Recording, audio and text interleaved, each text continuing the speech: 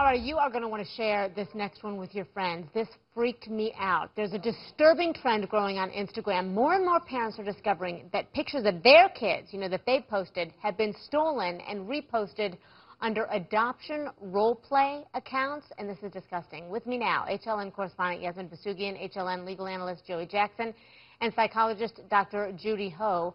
Yasmin, I know you've been doing some digging on this. What have you found out detail-wise? I mean, honestly, I was reading about this morning. I could not even believe it. So I want to kind of take you through what's going on because it's hard to understand. So people are stealing these pictures of these babies and kids from other users on Instagram.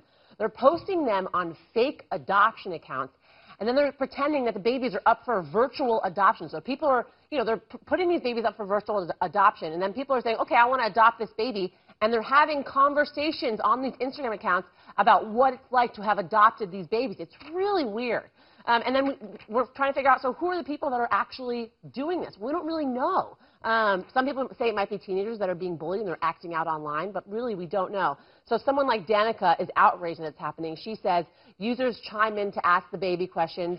Do you like flowers? And at Adoption RP replies as the baby, "Me's love flowers." So they're pretending to be the baby and then also pretending to adopt the baby. It's really, really odd. We actually reached out to Instagram, and they have not come back with any comments yet, Christy. And there's actually an online petition as well for parents that have been affected by this so far. And they're trying to make sure that Instagram takes down these users and shuts down these accounts, because it's a really scary situation if you're a parent to see your baby's picture on these random Instagram accounts being used by other people and ultimately being stolen. Because, Christy, you're a mom, and you understand as a mom that one of the scariest things in the world is to feel like your baby is going to be stolen, or is under threat.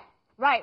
Or, that their security is compromised in some way. Judy, I mean, when you hear about this, and you, I'm sure, have looked at it, what can you tell us about the kind of people who do these things and might be behind these accounts?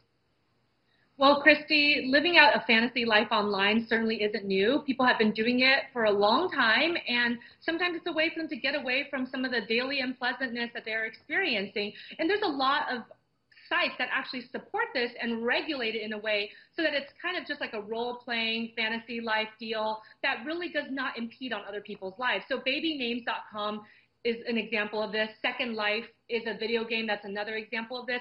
But this is a little bit more serious than that, as you guys have been discussing, which is that there is some kind of malicious intent behind it. They're actually taking somebody else's identity. It's basically identity theft. So the problem here with Instagram, and this is on the heels of a lot of other privacy issues that we've been seeing in the media lately, celebrities getting their photos stolen from iCloud, what are we going to do to regulate how people use Instagram? And I don't think we have a clear answer for that. And I'm really looking forward to what Instagram is going to do so this doesn't happen again.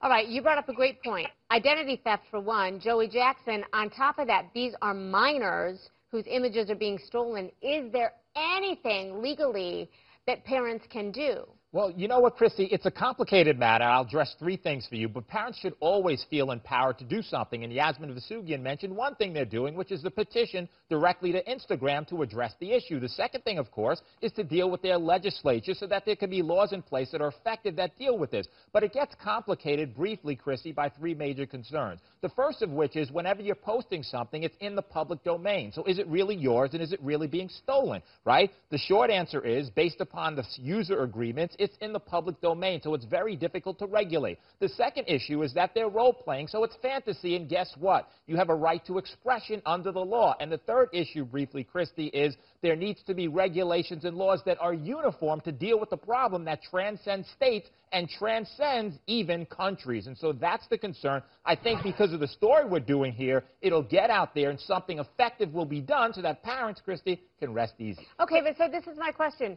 If I put my kid's picture on Facebook and my Facebook is private and only friends who I allow to see it are supposed to be able to see it, how is that not stolen property in some sense? Well, in that regard, depending upon your settings, in the event that it is private and you're talking about people hacking into it, now, of course, it changes the equation. So certainly, we have a right and an expectation to things that we have out there. We may do online banking. There are other things we do that are very private. And so if people hack in, that's problematic. That's criminal. The issue is for people who are putting things out there who don't have these settings, and people are taking their pictures, whether it's stolen or whether it's in the public domain for all to see, use, and in this case, abuse and exploit. Can I just play devil's advocate here for 1 second? So we put a lot of private pictures online, and I think it's important for us also to take a little bit of ownership and understand that if we want to make sure our things stay private, we make sure that that privacy setting is checked, because a lot of us put you know, pictures online of being in bathing suits or babies or children, and if we don't want this to happen, because there are a lot of predators out there, we need to make sure that we take responsibility for what we're doing as well. That's a given, right? No doubt about it. Okay, hey,